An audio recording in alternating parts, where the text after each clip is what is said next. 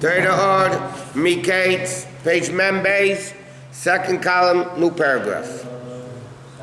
Okay, the last thing now the Rabbi is explaining that letters originate in a very, very lofty level, all the way up in the essence of the nefesh, but it comes down into a very limited form.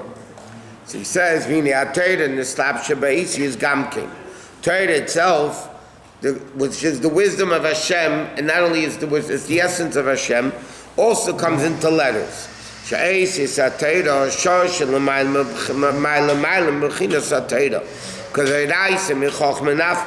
Torah comes from the level of Chochmah. So in other words, like this, Torah is the source of Torah is super high. It's the essence of Hashem. Even in the lower level, it comes in the wisdom of Hashem. But nevertheless, it still comes into letters. It still has to come into letters because that's how Torah is. Otherwise, you couldn't learn it. The Aesius, what's the level of Aesius? Miloshin Asa Baiker. Asa Baiker means the morning has come. That means, what is Asa Aesius? Means it comes down. Sholoshin Amshacha, Sha'aesius, Amshachas, they are drawing down.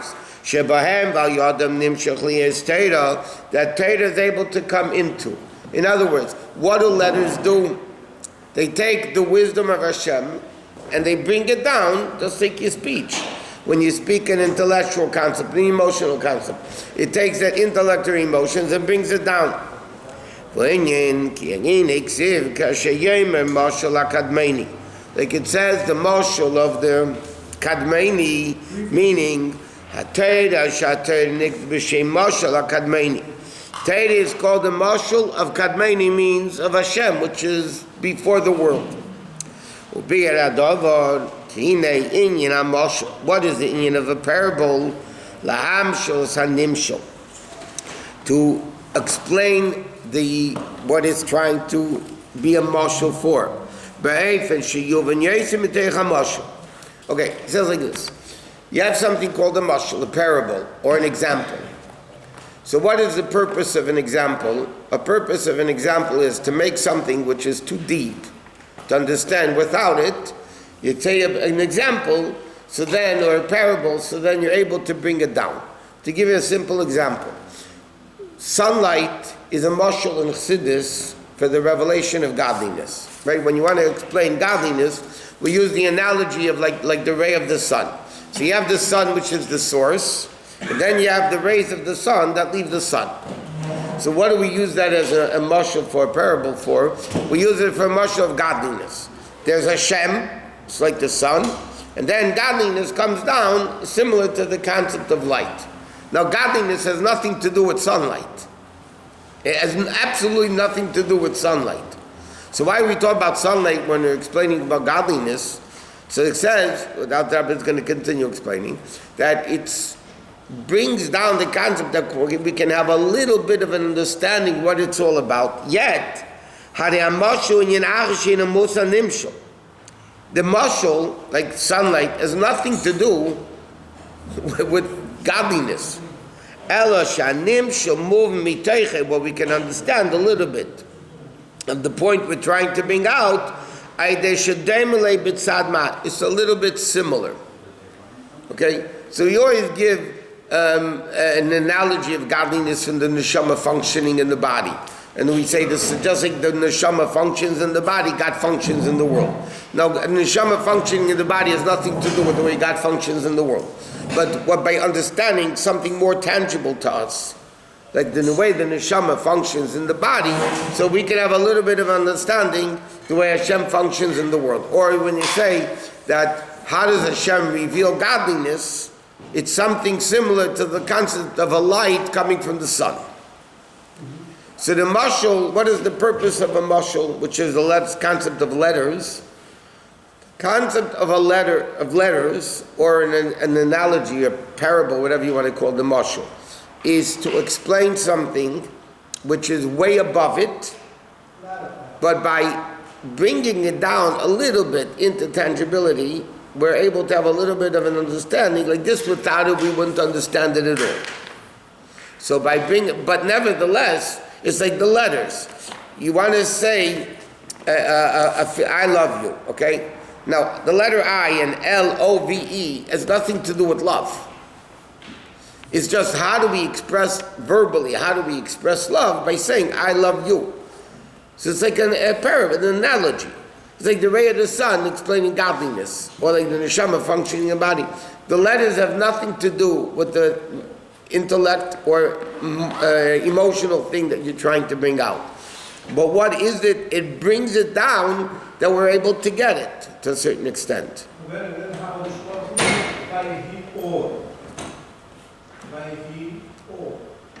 So, he didn't say,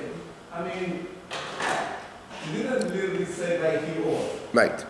So what is speech? Speech is revealing. So by us understanding speech, by the way, our speech has nothing to do with the speech that Hashem said, let there be light. Okay. Why does Torah use a parable of Hashem speaking? So we can understand it. How do we understand it? Because what is speech by a person? Speech by a person is to reveal a concealed thought or a concealed feeling. Right? If I know something or I feel something and I don't speak it, you're not going to know it. So how do I reveal it to you? Not to me. To me, I have it. How do I reveal it to you? Through speech. So therefore, when it says in Chumash, Hashem said, let there be light, it's a mashal of speech.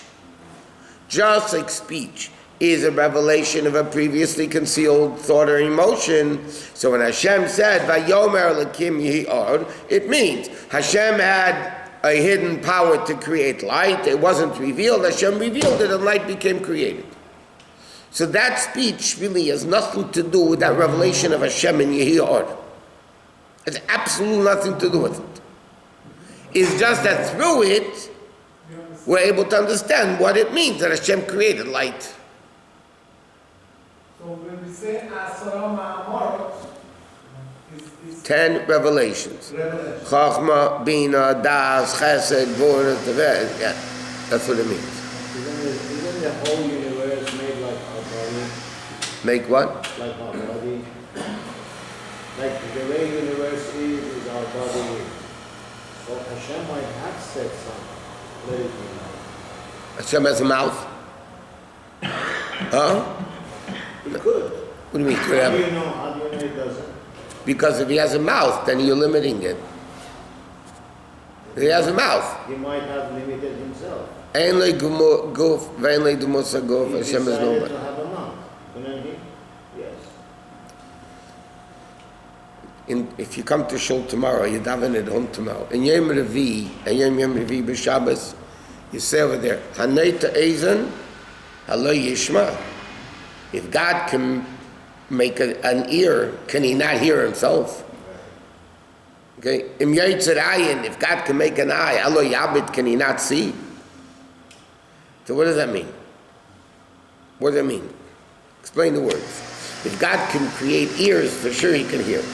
If God can create an eye, for sure he can create an eye. What does that mean? She has it. It means, according to Chassidus, that there is the potential and there is the reality. There's koach and poil. Koach is the potential, and then poil is the actuality of it. Okay? I have the potential to do something, and then when I do it, I did it. My potential is lacking the action. Just because I have the potential to do it doesn't mean it's done. Right? What it means, that pasuk is, according to Chassidus, God's potential is not lacking the action. L'mayla by Hashem, the potential is not lacking the actuality. Which again is something we can't understand. In some mashals, it's very clear to clarify. In some other And the other Mishama is clear as mud. right. But it's clear. It's clear as mud. What? What? Infinite Hashem not limit himself. Hashem is above limited or unlimited, therefore he could limit it himself. How did he create a limited world? But what's unique is the limitation and concealment that Hashem limits himself is a self-imposed limitation, which in essence is not a limitation at all. What's a mashal for that? Okay, we're talking about a mashal. A self-imposed limitation is not a limitation, because if I self-imposed it, I can unself-impose it. In other words, you don't comment on this, by the way. Hello. You don't say anything. If a guy goes home at night and locks the door, he's not in jail. You be quiet. He's not in jail. Yeah? Why isn't he in jail? Or you go to the bathroom, you lock the door. If the definition of jail means somebody's behind locked doors, so why aren't we in jail? No comment. Why aren't we in jail? The answer is, I locked it, I can unlock it. Technically, if I can't unlock the bathroom door, technically I'm in jail. I can't get out. A self-imposed limitation is not a limitation. The fact that I locked myself in the bathroom or locked the door doesn't mean I'm locked up, because I can unlock it. This that Hashem limited himself is not a limitation, because he decided to limit himself and he can unlimit himself. And therefore, all these limitations of letters and words and a mashal or whatever it may be is just to bring down the concept that others are able to understand it. As far as the person who's saying the letters or saying the mashal, it doesn't limit him. It doesn't limit his understanding. You must know the concept very well to bring the notion. I told you, it's a Yiddish expression.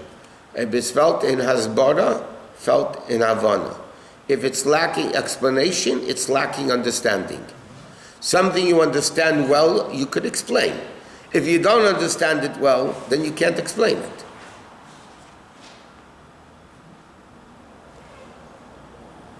But again, what are the letters that are explaining it?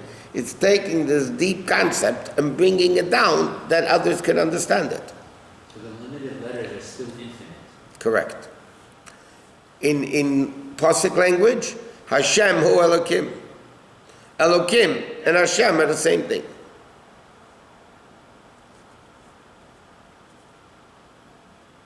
When the person speaks, okay, a great brilliant guy wants to teach little kids, and he speaks letters to explain it. The only limitation as far as the children are concerned, not as far as he is concerned. As far as he is concerned, there's no difference if he expresses. The letters don't limit it. It only limits it for somebody else. Because again, if I hide behind a curtain, I'm not hidden from myself. I'm hidden from you. Right? So if I hide behind a curtain, who am I hidden from? I'm only hidden from you, not from me. Because I'm still here. When the teacher teaches in letters, it's not a limitation to bring it down to the students, to the kids. But it's not a limitation from the teacher's perspective. But even the letters are not a limitation. Letters themselves, by definition, are a limitation. But they're infinite. They come from infinite. They are not limited. I mean, now they're limited. These letters, I love you. Whatever the intellectual, emotional concept is, it's limited. It limits the words. The words are limiting it. If you have a piece of Hashem inside of those letters, then it's infinite. Even if it's a limited form, once you have a piece of it, you have the whole. In essence, it's still limited, but right now, as far as you're concerned, it's limited. But when you understand the mashal, you understand some of the whole thing. Yeah, but not all of it. But some. Shlomo Melech, the Pasuk says in Mishra, I mean, Shleishes Alafim Mashal. Shem HaMelech, every intellectual thing, said 3,000 Mishalim.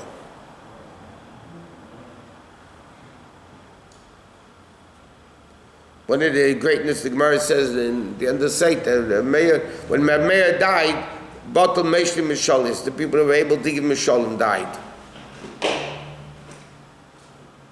There's also a difference. A mashal of Torah is exact in everything.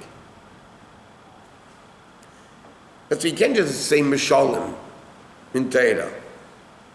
Because the mashal of Torah brings out the thing exactly, and the thing it wants to bring out brings it out exactly. It's going to bring certain Nekuda, and that's it. Right. But in that Nekuda brings it out completely.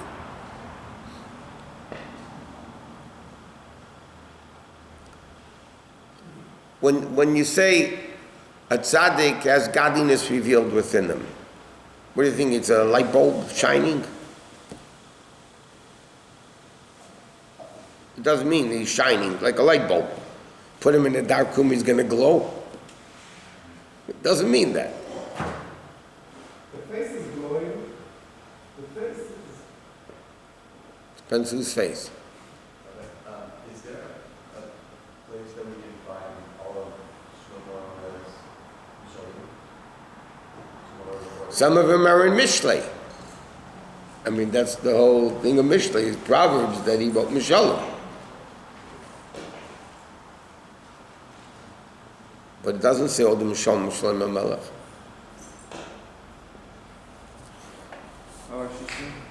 Yeah. Going back to thought and speech, does thought come first or speech? Which affects?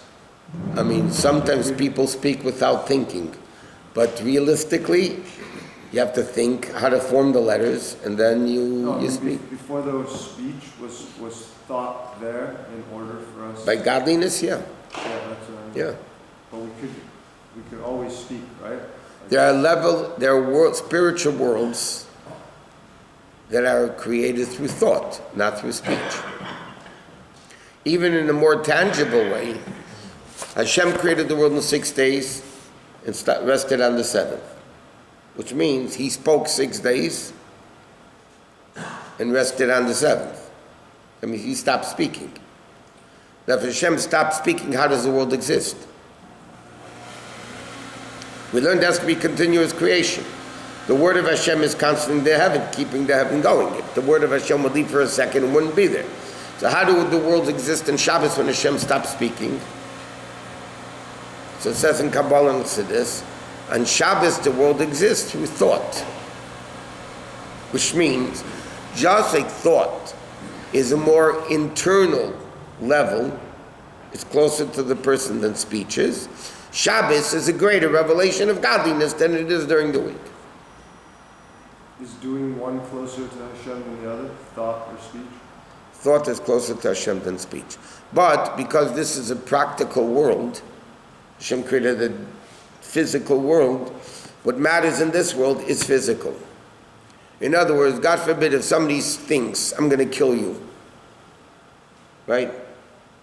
It doesn't do anything. Even if somebody says, I'm going to kill you, it doesn't do anything. You can't lock him up for saying, in Torah, according to Torah law. If he kills you, then it's a different story, yeah. But this world is an action world. But if somebody says, I'm going to kill you, in the world of speech, he killed him. In the realm of speech, he killed him. If somebody thinks, I'm going to kill you, in the realm of thought, he did it. There's a world of thought, speech, and action. Okay, to be continued.